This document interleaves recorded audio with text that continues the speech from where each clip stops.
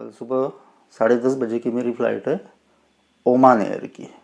Azerbaijan, Georgia और Armenia, ये तीनों की तीनों नेबरिंग कंट्रीज़ है। अज़रबैजान का वीज़ा तो मेरा इजीली आ गया 3-4 दिनों में। उसके बाद कुछ डॉक्यूमेंट अपलोड करने के बाद में डॉक्यूमेंट वेरिफिकेशन के नाम पे और $15 मांगते हैं। 3 हफ्ते हो गए हैं, मोल्डोवा वालों ने अभी तक कोई जवाब नहीं दिया, हाँ भी नहीं और ना भी नहीं। ऐसा ये सब टोटल मिला के ये 20,000 रुपये मेरे वेस्ट हो गए हैं, चूना लग गया है।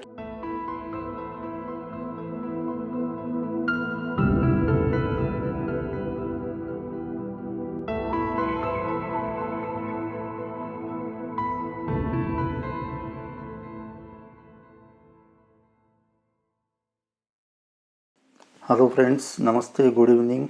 उम्मीद है आप सब लोग बढ़िया होंगे।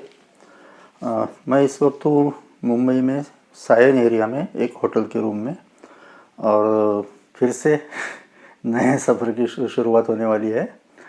कहाँ जा रहा हूँ ये बताता हूँ आपको, और इस वीडियो का जो टाइटल है उससे आप समझ गए होंगे कि इस वीडियो में मैं किस टॉपिक पे बात करने वाला हूँ।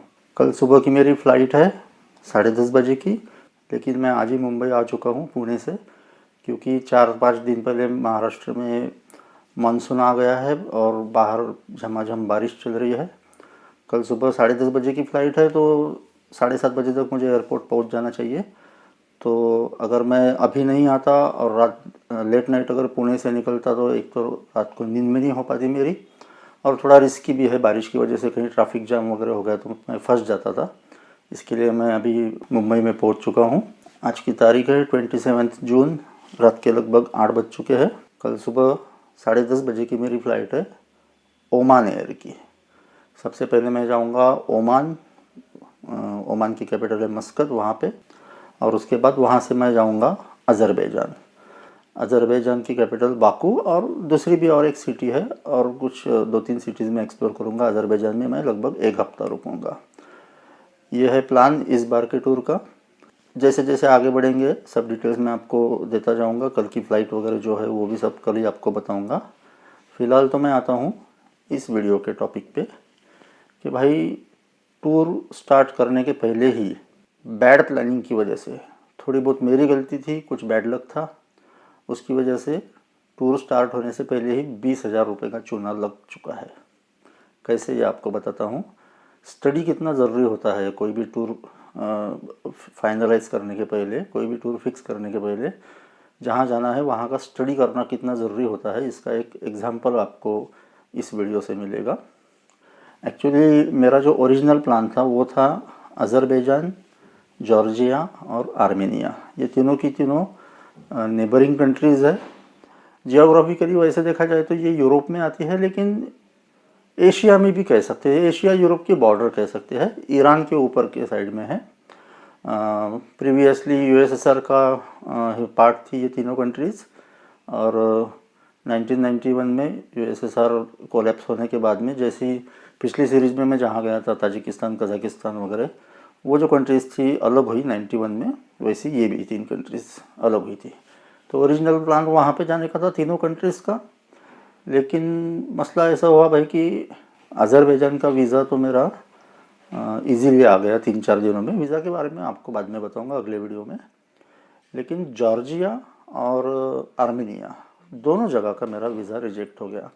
अच्छी खासी मेरी ट्रैवल हिस्ट्री है। जॉर्जिया के बारे में मुझे थोड़ा सा डाउट था ही पहले से, क्योंकि जॉर्जिया वाले आजकल पर्टिकुलरली इंडियन, पाकिस्तानी, बांग्लादेशी, इनको वीज़ा इशू ही नहीं कर रहे हैं। भले ही कहने को ई वीज़ा मिलता है, लेकिन नहीं इशू कर रहे हैं। हालांकि आर्मेनिया का मिल जाना चाहिए था, लेकिन भाई लक की बात होती है। जॉर्जिया का वीज़ा था $45 का। पहले तो $30 लेते हैं वीज़ा फ़ीस के नाम पे। उसके बाद कुछ डॉक्यूमेंट अपलोड करने के बाद में डॉक्यूमेंट वेरिफिकेशन के नाम पे और $15 मांगते हैं। तो ये लगभग 3,800 रुपये का जॉर्जिया का ई वीज़ा का कॉस्ट था। और आर्मेनिया का ई वीज़ा का कॉस्ट थोड़ा काफ़ी सस्ता है, $7 बोले तो 600 रुपये के करीब में। मतलब ये लगभग 4,500 रुपये मेरे वीज़ा में चले गए, और वीज़ा दोनों जगह का नहीं मिला। अब इन दोनों जगह का वीज़ा नहीं मिला, इसके लिए मैं सोच रहा था कि भाई खाली एक ही अज़रबैजान कंट्री क्या घूमी जाए, साथ में और कुछ देखते हैं। तो फिर मैंने प्लान ये बनाया कि मैं ईरान जाऊंगा।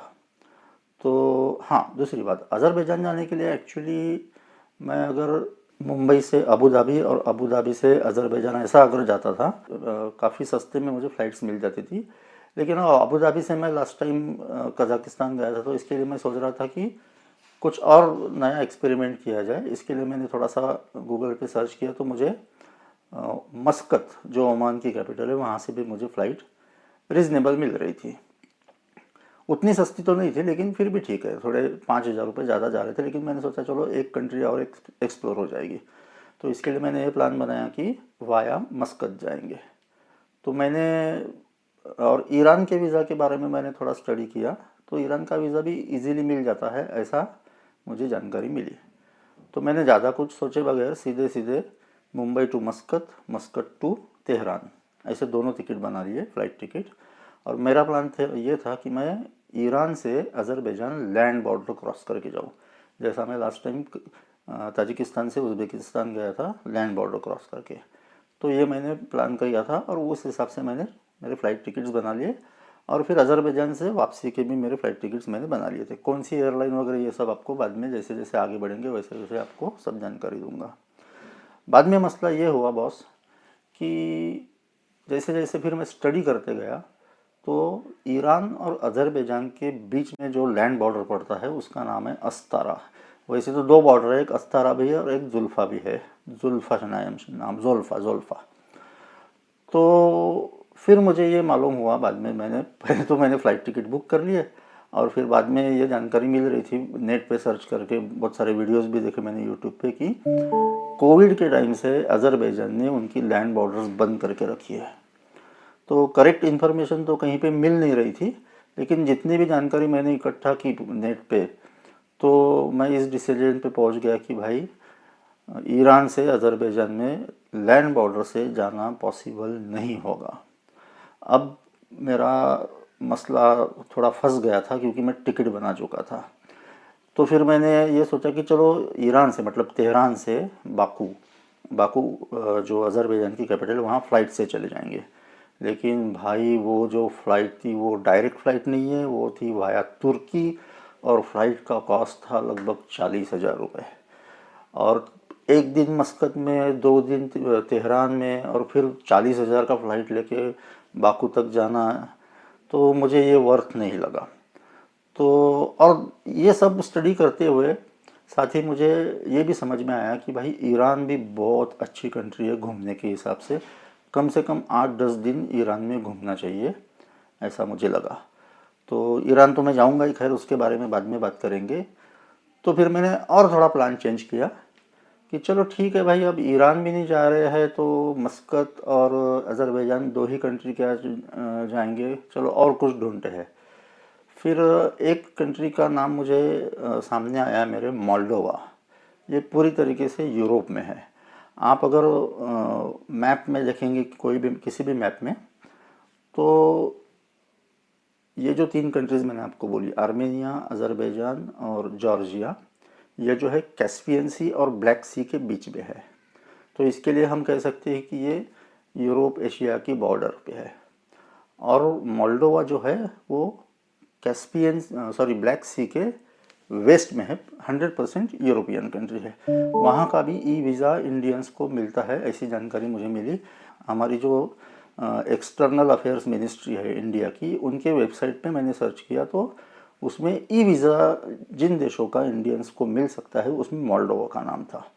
तो मैंने फटाफट मोल्डोवा की भी ई वीज़ा की वेबसाइट ओपन की, उस पर भी फॉर्म भर दिया, उस पर भी अप्लाई कर दिया। मोल्डोवा का ई वीज़ा था 60 यूरो का, यानी 5,500 रुपये का।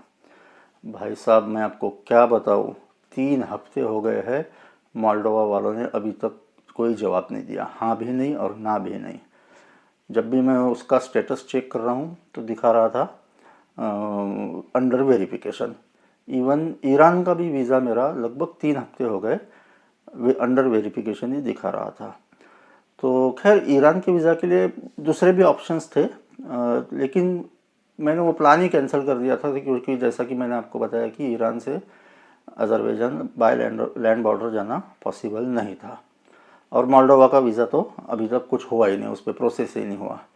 तो ये सब चक्कर में मैं फंस गया था, तो उसकी वजह से आखिर में अब ऐसी नौबत आ गई है मुझ पे कि मैं ओमान और अज़रबैजान ये 2 ही कंट्रीज़ एक्सप्लोर करने वाला हूँ। 3 दिन ओमान और 1 हफ़्ता अज़रबैजान, 10 दिन का मेरा ये टूर रहेगा। तो इस सब मसले में क्या हुआ कि मोल्डोवा वीज़ा के 5,500 रुपये 60 यूरो, और जॉर्जिया वीज़ा के 3,800, आर्मेनिया ई वीज़ा के 600 रुपये, और जो मैंने फ़्लाइट बुक कर ली थी ऑलरेडी मस्कत से तेहरान की, उसके लगभग 10,000 रुपये। ऐसा ये सब टोटल मिला के ये 20,000 रुपये मेरे वेस्ट हो गए हैं, चूना लग गया है, क्योंकि वो जो फ़्लाइट थी मस्कत से तेहरान की वो नॉन रिफंडेबल थी। कुछ नहीं कर सकते, 20,000 रुपये में नया एक्सपीरियंस आया है, नया कुछ सीखने को मिला है कि भाई पहले स्टडी करो और बाद में बुकिंग्स करो, ऐसा सब मसला है। तो कल सुबह मैं आपको मिलूँगा सीधे मुंबई एयरपोर्ट पे, और आगे की जानकारी जैसे जैसे आगे बढ़ेंगे हम टूर में आपके साथ में जानकारी शेयर करूँगा। तब तक के लिए बाय बाय, गुड नाइट।